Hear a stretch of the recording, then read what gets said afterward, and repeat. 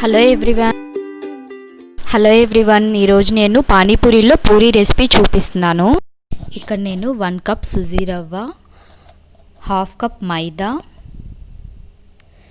Half spoon salt, half spoon baking powder, 1 spoon oil and కాచి చల్లార్చిన వేడి నీళ్ళు వేసి కలుపుకోవాలి.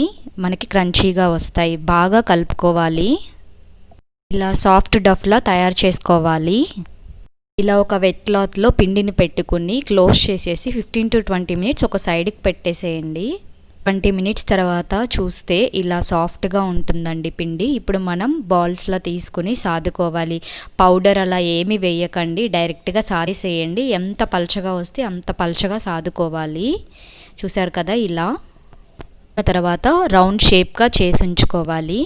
రౌండ్ షేప్ చేసినవి మనకి ఇంకొంచెం పల్చగా అవ్వాలి అంటే ఒకసారి సాదుకోవచ్చు. మళ్ళీ తీసుకున్న వాటిని ఒక తడి క్లాత్లో పెట్టి ఇలా క్లోజ్ చేసి ఉంచండి హీట్ అయ్యేదాకా ఆయిల్. తర్వాత ఇలా ప్లేట్లోకి తీసుకుని ఆయిల్ బాగా హీట్ చేసిన తర్వాత మీడియం ఫ్లేమ్లో పెట్టాలి. లో పెట్టుకుని బాగా హీట్ అయిన తర్వాత ఒక్కొక్క పూరి వేసి కాల్చుకోవాలి. ఇలా పైనుంచి కొంచెం ప్రెస్ చేయండి, ఇలా పొంగుతుంది బాగా.